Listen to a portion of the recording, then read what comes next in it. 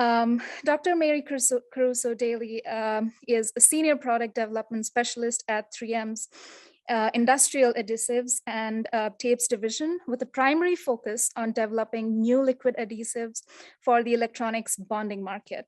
She has 11 years of experience at 3M in technology development and a broad range of adhesive research to include work on structural, pressure sensitive, and thermal bonding adhesives supporting the industrial, automotive, aerospace, and electronics industries. Mary has a background in chemical and material science, holding a Ph.D. in organic chemistry from the University of Illinois at Urbana-Champaign, and a BS in chemistry from Elon University in North Carolina. She did internships at NASA Langley Research Center, the University of California-Berkeley, and the Army Research Laboratory. Dr. Caruso Dailey also has a passion for positively influencing our next generations of scientists by being a mentor and judge for 3M Young Scientist Challenge with Discovery Education. She is the current chair of the Technical Women's Leadership Forum at 3M and advocates for diversity, equity, and inclusion in STEM. She leads the recruiting team for graduate students at the University of Illinois and is the coordinator for the 3M R&D internship program. She is also an active member of Zeta Phi Beta Sorority and currently serves as the Minnesota State Director for this community-conscious, action-oriented organization. In her free time, Mary enjoys running, singing, traveling, and spending time with her husband, Ian, 5-year-old son, Owen, and 1-year-old daughter, Ella. With that, please join me in welcoming Mary.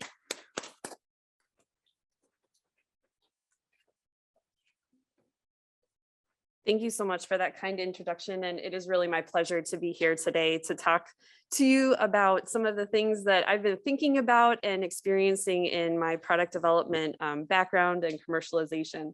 So you already kind of heard about me, but I'd like to start by just telling you a little bit more about my history and what I'm excited about. So I'll probably focus on what I've had a chance to work on at 3M. I'll go into a little bit more detail about this, but I've had a chance to commercialize some products that have been both unique as well as some interesting other products to the market in a variety of industries. I did want to show the picture of my family and things that I enjoy doing and building on my interest in acting and the movie industry is kind of how I came up with this talk today. So just going to move the slides here. So I was inspired and I've always thought about behind the scenes by being an acting and for fun. I've have been able to be an extra in some B-film movies and kind of things like that. And it really shows you and gives you an appreciation for things that happen and what it takes to make a movie, what it takes to make something that is on television or for entertainment. And making a movie is actually a lot like making a product, what we have to do to commercialize a product. So in thinking about these analogies, I put together 6 different areas that I'll walk you through today that I think are important aspects of making something. So whether it be an end product that is tangible, whether it be a movie, a TV show, just something that has longevity and that you probably have heard of already. So I'll walk you through what this looks like and we'll have a little bit of fun. So we'll start out with the origin and ideas section. Thank you. Thanks. So at 3M, I wanted to start by giving a little bit of history of 3M. We were started in 1902, and the origin was in the discovery of this mineral called corundum. And we eventually commercialized our first product as sandpaper. But there's a really interesting history for the company that I'm not going to go in today because I want to talk about other things. But I wanted to point out where a lot of our culture came from is Dr. McKnight. William McKnight was one of our presidents and chair of the boards who started at 3M shortly after it started in 1902. He was there starting in 1909. And he laid the foundation for these McKnight principles. He said, hire good people and leave them alone, let them do the work, and innovation is going to happen. And that still is true today in a lot of the things that our culture reflects around. So as I get to thinking about, wow, 3M's been around for over 100 years, like the origin and how things were thought up is really interesting. And this is a picture that I grabbed from our website on just relevance. How do you commercialize things and stay relevant in the market and still meet needs that the market wants, the customers want? Well, I'll give you a couple insights on that as we walk through it today. So my first example from the entertainment industry is Sesame Street. I have two little ones, and I have always been fond of this show, Sesame Street. I watched it when I was growing up. But when I recently got interested in this analogy between the entertainment system and new product commercialization, I really dug into the history, and it was fascinating just how long it took for things from an idea phase to actually be on TV. And so I want to tell you a little bit of this story. Sesame Street was first named the Children's Television Workshop. And here are the co-founders. The idea came up in 1966. Just dive into my notes here. I don't want to tell you the wrong information.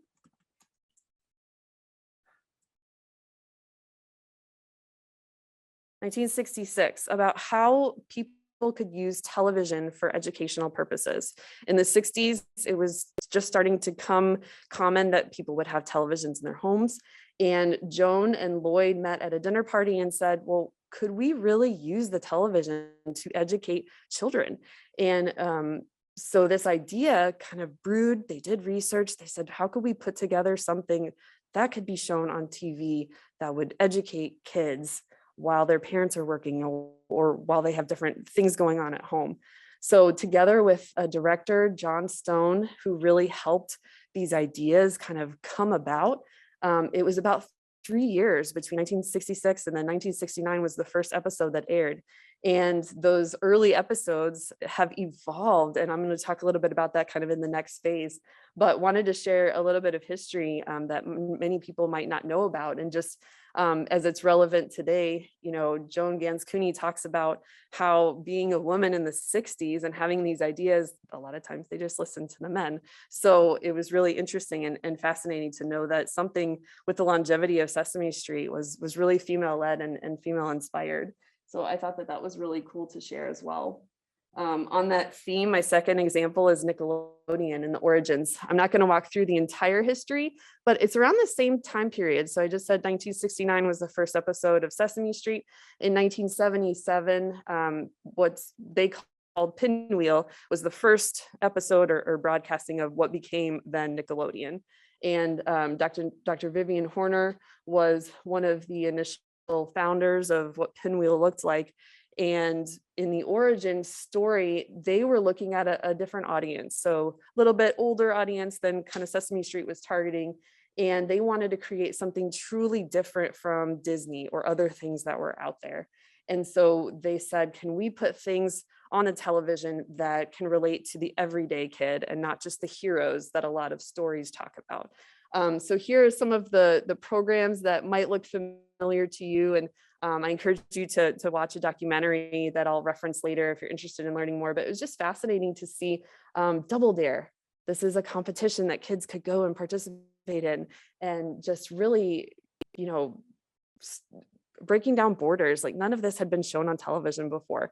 And so the way that these women and other people, when they were thinking about Nickelodeon, everything was very consciously decided, even down to the logo. As you see that the logo has changed. The color orange was picked very specifically and consciously because they wanted it to be memorable and be associated with that company and what Nickelodeon stood for. The creation of these three programs was very intentional, and they wanted to really differentiate and provide different types of programming. And then, of course, everyone knows slime is associated with that, and we still know about that today. So something starting back in the 70s and then going on to today is, how do you build something like that? My third example here in the origin story and a little bit of history is around Pixar. And I read this book, and I would highly encourage it if you're interested in this kind of thing, but I got a lot of ideas from Ed Catmull, who's a co-founder of Pixar. And he is an engineer by training. And as he was going through his studies, he was on the cutting edge of computer animation. So his goal from the beginning was, I want to make a full feature film all animated by computers. And how do I do that? And so through his graduate work, he was trying to define and figure out, like, how do I do this? Do I take the people with me that I'm going to graduate school with? And so he's moved around a couple different times. And the timestamp would be 1979. They became part of Lucasfilm. So that's how Pixar had started. So George Lucas believed in just his vision and initially supported him. And it took between 1979 and then in 1986, Steve Jobs played a part in Pixar's history by helping fund some of his ideas and really saw the vision. So between 79 and 86, we're talking about a long time before it actually got to a place where it could get funded and receive the appropriate attention to get it off the ground. Their first movie, the goal of accomplishing this full feature film that was computer animated, was Toy Story. This was 1995. So from Pixar starting in 79 and then 95, a lot of Pixar we know today is kind of those laters, what happened after 1995. And I'll talk about that as we go along our journey here. So just wanted to give a little bit of history and talk about Pixar in that respect. So I've hinted a little bit about the journey, and when you go from the idea phase, the other things you have to think about is your audience, your customer. Who is that? What are their needs? What are you trying to fill? Is there a gap? What exists there? And in doing that, I want to give you some examples from my experience at 3M.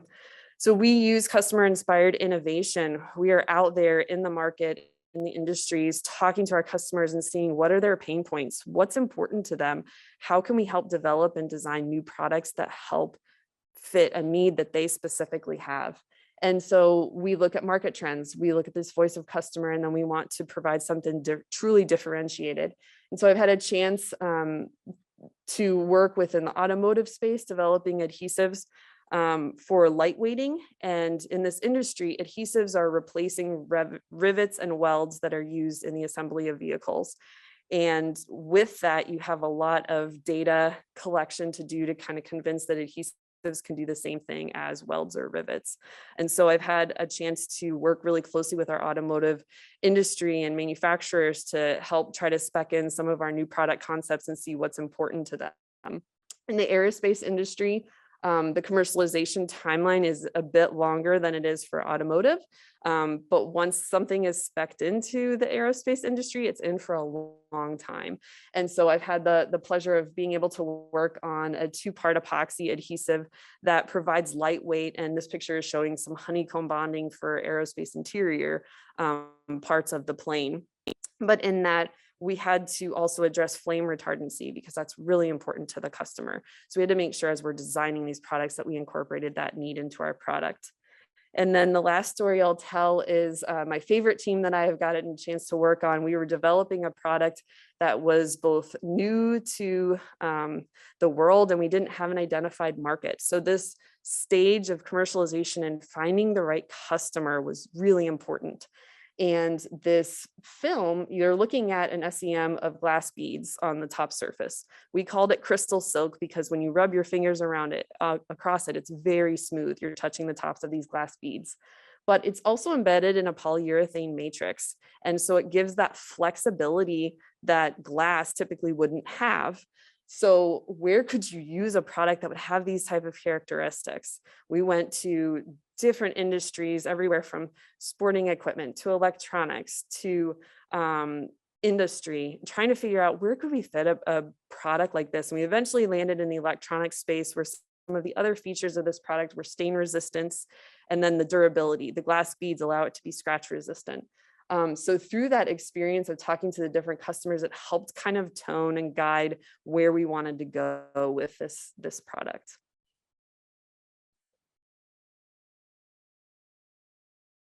So then let's go back to the entertainment industry. how did they get to Sesame Street? The location of the show was very consciously decided to be on the street. The audience of this show was inner city or low income children. Where does the action for that type of audience take place? It's on the street.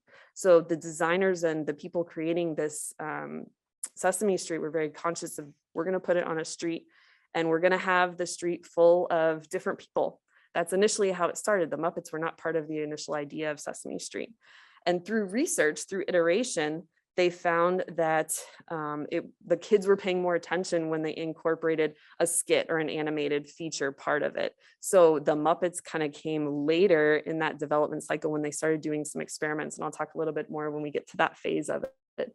But you could see this show was very forward thinking. They incorporated diverse representation, and the influence of the Muppets really helped drive this to the next level, because they were all doing things targeting the low income or inner city children, but really everybody watches Sesame Street now. So the interesting part as well, because it's funded by the education department, everything that you would watch has some sort of learning, ABCs, counting. How can we help empower kids to be successful in school? So then let's go back to Pixar. We talked a little bit about a lot of the more recent films that might be familiar to you, but very early on after Toy Story, Pixar had to figure out how to make the next best film. Toy Story really broke tons of records and proved that they could do it. They set out to accomplish this goal. A Bug's Life was their next film, and this moved it to widescreen, which had its own technical challenges, as well as fighting the second product syndrome, is what Ed Catmull refers to it. You've launched this amazing product, this amazing movie. How are you going to follow it up and to keep the buzz with your audience? And what I love about just the story of Pixar is they weren't afraid to have challenges presented. They were always trying to say, how can we get to the next step? How can we, we don't want to accept that it's just not good enough. We want to continue challenging the status quo. So one example from A Bug's Life is that the technology was only able to do ants as a background with like 50 ants in the screen. And the director at the time, John Lasseter, was like, you need to go back, and that's not good enough. We need to show hundreds of ants because we're talking about ant hills down on the ground. And so the team had to go back and continue iterating. And the piece in this section of our commercialization journey that I also wanted to highlight was their voice of customer was them putting a little bug camera that they had rigged up in their backyard, but outside of the offices, and seeing things truly at that level. So sometimes you have to be creative and do stuff like that to really get to what you're driving for the audience to see at that level. And that's what they had to do with that one. In Toy Story 2, in the history of Pixar, Ed also talks about how pivotal this film was, because first of all, it's a sequel, and a lot of people know how sequels happen. And so they were already kind of battling that, but then they wanted to tell the right story. So it took a long time to actually get the storyline right. And in this film, Jessie is the cowgirl who was an added character to Toy Story 2, and her at the very beginning of the movie, she gets donated, and they wanted to really use that as the emotional piece to pull in the audience and make it different from the first movie and kind of build off of that emotional story. So I wanted to share that with you today. So then after you go through the audience identifying, you've kind of met your need, you know where you're going at. This is the experimental time. This is your time to try new things. You want to quickly iterate. You want to go through this cycle as many times as you need to, and be in a place that it's safe to do that. And the examples that I've shared with you today all talk about the culture being really supportive of failing fast. Like, it's okay, because if you're not failing, you're not trying things enough. I wanted to talk about getting feedback from the customer. So right now I work with the electronics bonding industry. We supply adhesives both in tape form and liquid form to electronics customers. And so we're continually talking to them and finding out what is their voice. We go back to the lab, we iterate, we develop, then we provide another prototype to them, they try it out. And that constant interaction and feedback from the customer is really key in figuring out if you're headed in the right direction. For Pixar, they established something called the Brain Trust, which is still present today, but in the way of making movies, this was a very safe place that directors, animators, everyone making the film could come together and show a part that someone was working on, and it was okay that you were criticized because that's what they wanted. They wanted to foster that type of collaboration and conversation around how to make this film better, because they were all working towards the same thing.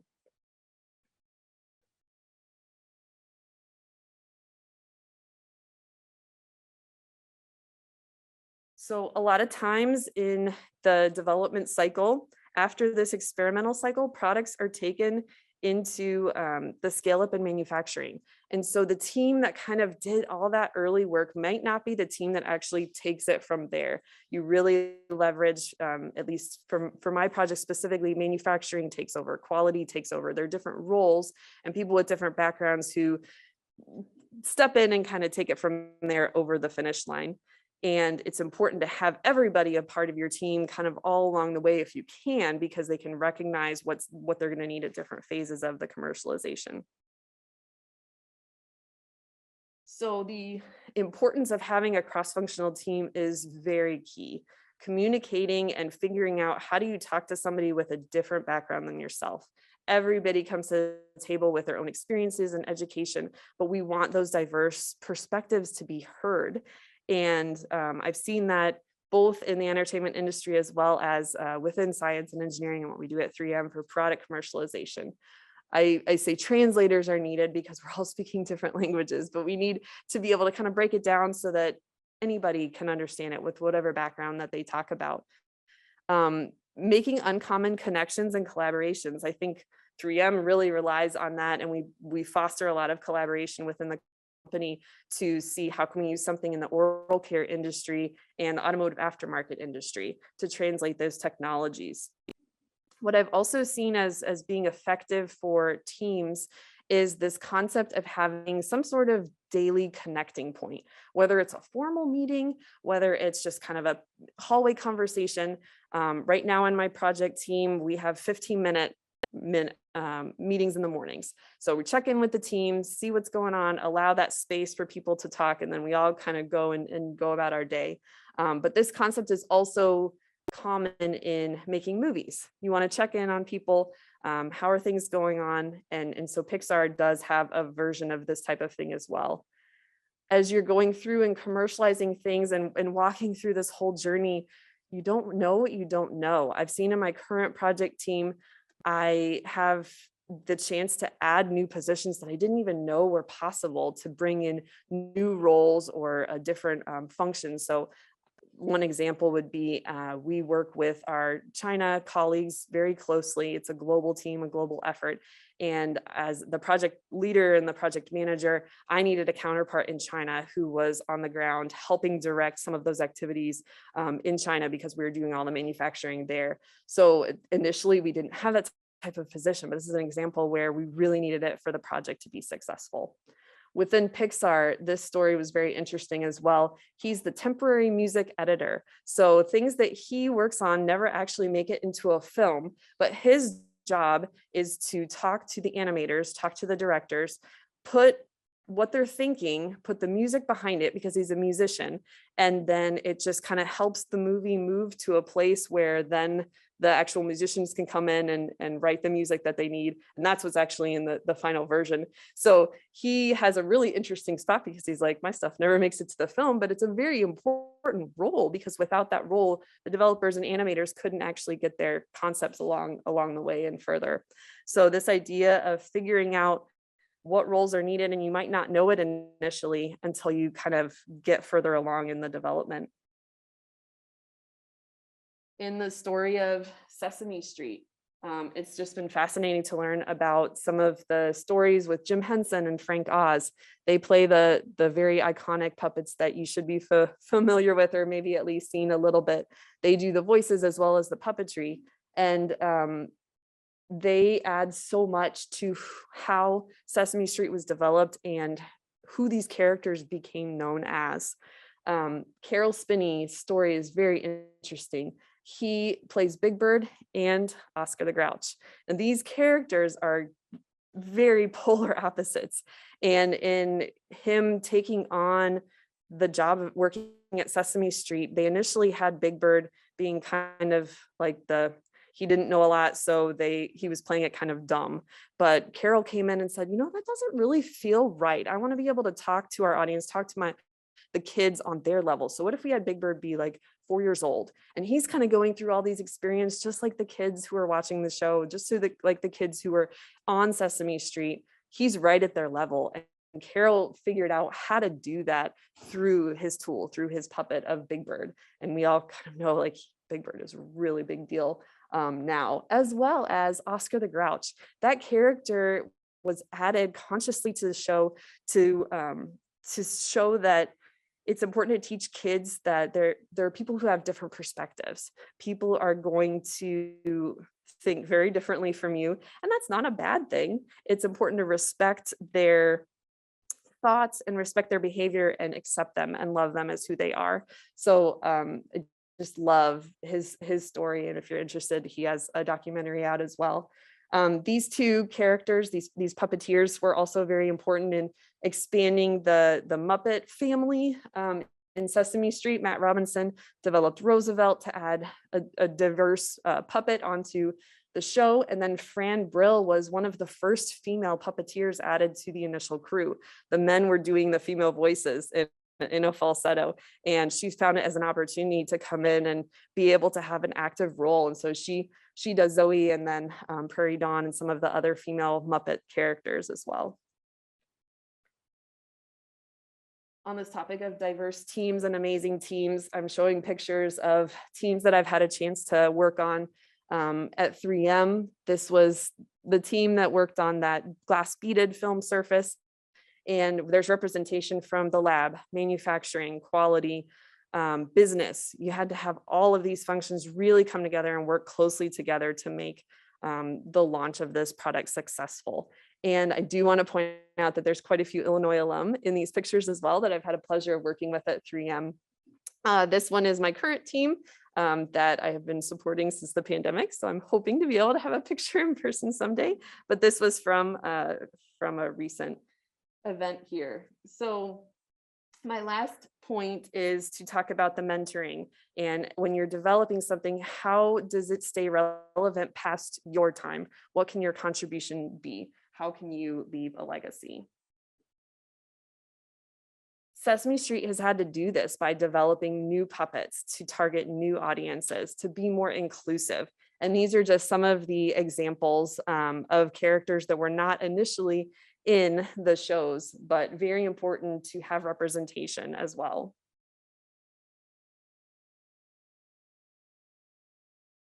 The importance of mentorship. I can't talk about this enough, and I know there are other sessions today, but having mentors within your fields to help you has been key in my career, but also in the entertainment industry. You always think about people who you learn from, and then you want to give back to help the next generation go.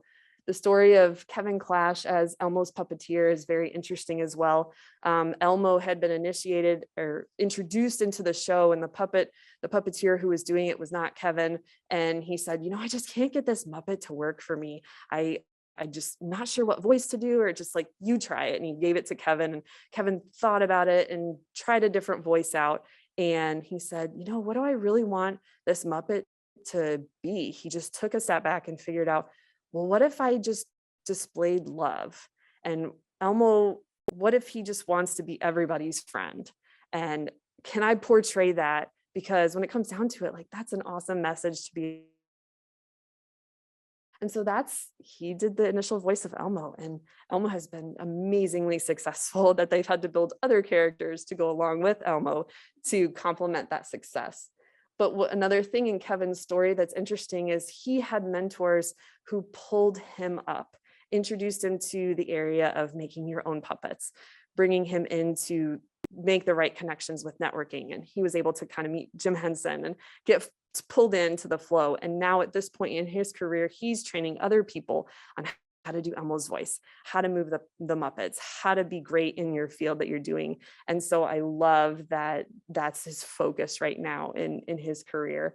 I've had a chance and pleasure to work under the mentorship of fantastic professors in Illinois, as well as people at 3M. And PJ Flanagan is a 3M or an Illinois alum who actually worked for Jeff Moore more than a decade before me. So we kind of have this family tradition of Illinois, but she is just a fantastic mentor for me.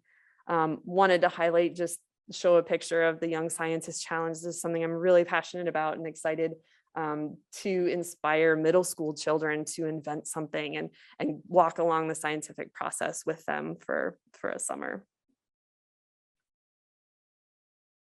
So we've kind of come to the end, and I know I've talked about the final product, but a lot of times things we work on will not be a finished product or will not be successful. I've worked on many projects that I didn't even talk about today because they didn't work for one reason or another. It was a technical success, but the business side didn't really carry it forward. And that's okay, because everything that you learn, you carry on into your next project, you carry on into your next phase because of that experiences that you've had.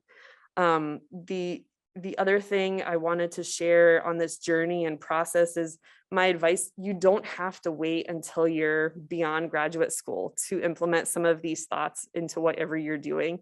You can do that today in your projects that you're working on, and even things outside of schools. As you can see, I talked about the entertainment industry, kind of making these parallels. And leverage your strengths how you can, because some people are really good at this early stuff. I know personally, I am not. I'm really good at kind of coming in around this phase when there's experiments going on and they've already kind of established the initial idea, and then let's execute and like make it happen. And so you're going to figure out where your strengths are. If you like this kind of thing, or ideas, or it doesn't have to be a product. And these, I think, stay important no matter what you're working on or what you're getting a chance to do.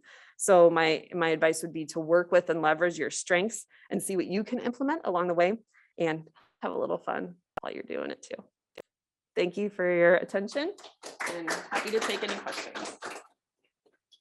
Thank you, Mandy, for such a great talk. We will now open the session to questions. If anyone has any questions, just feel free.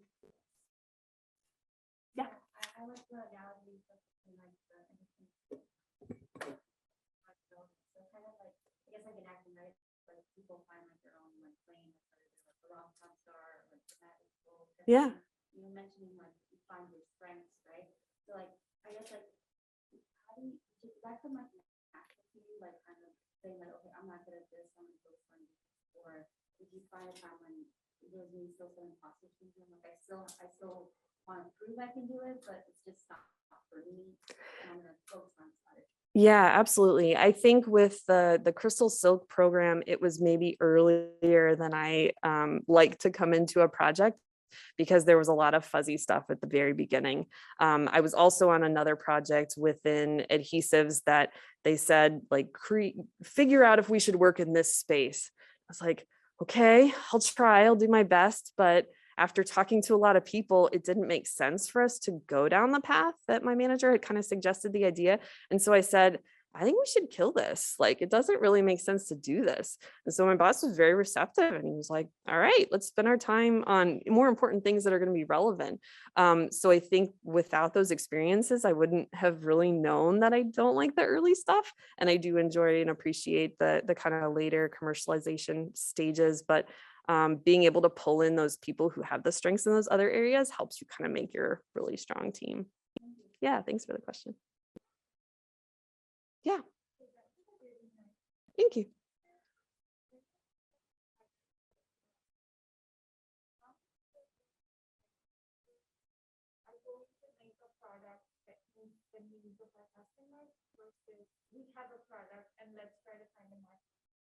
Yeah, I think we have both. We have both we're trying to sell it outside. And that's a little bit where that Crystal Silk, that beaded film came from, is the technology that we had developed inside. We didn't know where it was going to fit. And so we were kind of figuring that out.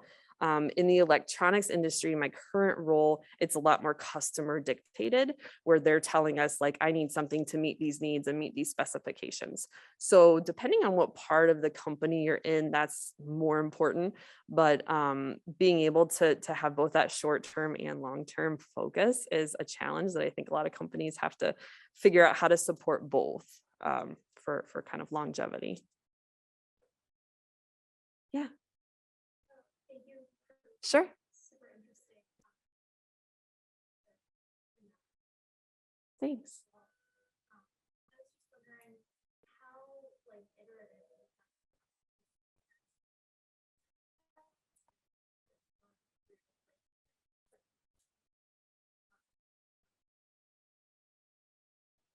Yeah. Launch. Yeah. Yeah. It can take, so the fastest that I've seen is a year, and that's really fast. Because you have to kind of make sure that all the stakeholders are on board. You've kind of checked all the boxes from, yes, we can make it. Yes, we can do it at that scale. Yes, we have all the business justification in place. So a year is probably the fastest. And then the aerospace industry, like it might take 7 years to commercialize something because of their specifications. Within our healthcare area, they have even another layer of regulations that you have to check boxes for. So we have all of those markets, and people tend to gravitate towards, I like the idea of commercializing something every year or every other year because that's really exciting to me. But other people really love being able to take the time and have more of that cycle and iterative. So I would say it's really driven by how fast the market needs it, as well as like what the focus is from the business side, and how fast they expect you to commercialize it. And it's different based on what markets you're trying to fill. For a movie, I've heard it can also be like a year, 2 years, 10 years to make as well, just from idea to actually making it on the big screen. Yeah. Yeah. Kind of going off of like sequels for movies. Sure. And like them trying to, come up with that next best thing, or by like follow up something. Does that happen a lot with, clients asking, hey, we really like this, but we think you can improve it, but they don't really have the scientific expertise to know if you can actually do that. Absolutely. Yeah, it actually does. In my current job, we have some flagship products that we offer, and they say, could you change the color? Or could you, in terms of viscosity for liquid adhesives, could you make it more flexible or make it more tough or durable? And so that's kind of managing our portfolio kind of based off that one product. Having those different flavors is something that we offer, as opposed to like a completely new family to kind of go after targets. So yeah, that's an extremely common request we get. Sure. Sure.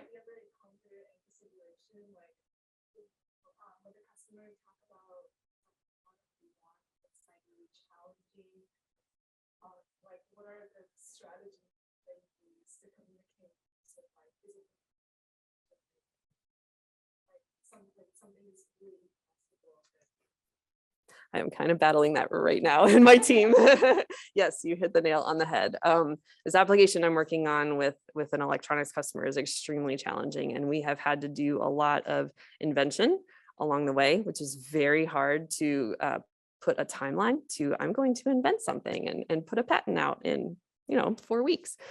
So you can't plan invention. And so it's this struggle between like, do we really want something new, and do we have the time to develop something new versus getting the next prototype out the door. So yes, right now the specifications from the customer are very challenging to meet, and we are using every bit of corporate resources that we can to try to get something new within a very short time window that we can do it. So I'll tell you maybe next year. Yeah. I had a question about, you mentioned that like Pixar is really big on having a safe place Yeah. to have feedback. Yeah. And I think we can all agree that that's really important. Yeah. I find that a lot of times, like creating those environments can sometimes be difficult. Yeah. And we usually look to people who are in leadership positions ahead of us and kind of, see what they're doing and respond accordingly. But unfortunately, I think maybe this is just because we've been in academia too long. That those can get in like really toxic environments. Sure. So like on the individual level, how can you like create a safe place with a group of people? Yeah, that's a really good question. I also am kind of seeing this in my team because it has grown in just the number of people, and it becomes complicated the more people and personalities that you add onto the team. So I've tried to foster the small group discussion as well as the bigger, larger group discussions, because there are things, especially in the COVID virtual world right now, that look very different in this big, report out situation. So having something in person, having a smaller team, having the side chats, having the hallway conversations, I feel like I'm able to get further in that kind of space and navigate the things behind the scenes so that when we are in these bigger meetings, people kind of know, hey, we've already talked about this in the background. I'm not going to bring it up because there's directors or managers in this space. But I think we kind of have to continue to do that on the side. And so right now it's more specifically with my product developers and application engineers who work with the customer, like having those conversations where management is not involved and we can just like dig into the technical details and have that safe space. So I think it just continues to be a challenge based on how big or small your team is, and then how they interact and what their operating styles tend to be. But I try to lead my team in a way that we can have that openness. Yeah, just I guess an extension to the question about how managing teams, and we talked about having these cross-functional teams where there's proper communication. But often I feel I just put myself in a kind of a technical role. How important do you think it is for a technical person to be aware of the big picture, Sure. along with the audience in mind, and where exactly this product is going to go at the end, and how will that impact a person in a technical role, and how is that important in the communication when it's happening? It's a great question. Yeah, so I strive for everybody to kind of understand all of those things to as much detail as they want to know, I would say, without diverting from what they need to do on a day-to-day basis. So figuring out, like, is it appropriate for them to be in this type of meeting, or do we want to shield them from that meeting so that you have time in the lab? I like being really transparent, and if I feel like you need to know that information, I'm going to find a way to tell you, whether it be an email or a chat or hallway conversation. But I try to be more inclusive than exclusive in that information, because I feel like every voice that you hear the information from is helping you be a better developer. If you know the customer is saying this, I was part of that meeting with the customer, so I know that.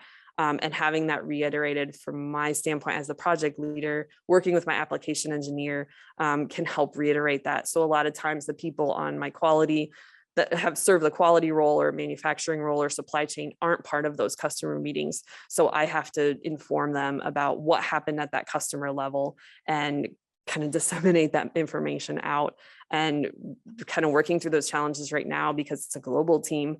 Half of my team is asleep when we're working. So we're figuring out that balance and just making sure like we're not missing, or we need to send information to everybody so that they're up to speed as fast as possible. So I think I'm continuing to learn and kind of embrace that. And yeah, just try to do the best that I can to keep everybody on the same page. Yeah.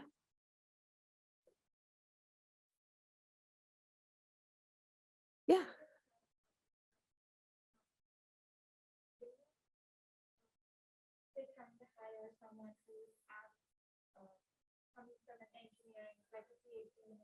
Mm-hmm. Yeah. Yeah, that's a great question. I would say kind of number one is technical capability. Like, do you kind of know what you're talking about? Have you experienced something in your graduate degrees? But then a lot of it is leadership, a lot of it is communication, a lot of it is experience. Did you kind of take your own initiative to do things? Did you pull other people in and collaborate? Do you kind of have some of those softer skills that would be important? Because I think successful people kind of have a little bit of everything and kind of know how to come in with your own ideas and be a self-starter and pull in the people that you want for your own teams. So those are the kind of people I think that do well in a culture like 3M.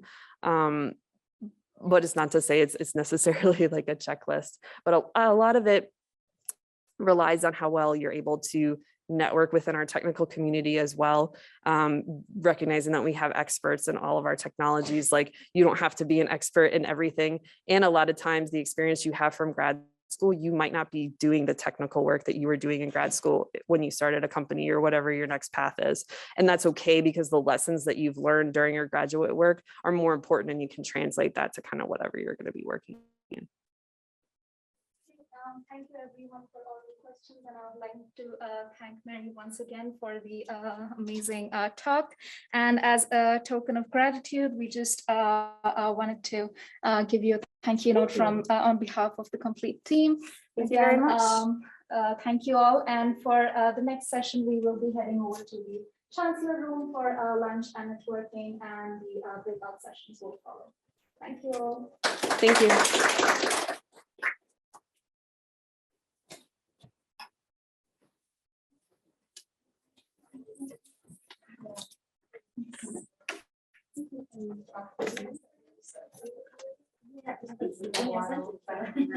Thank you so much. Yeah. I apologize.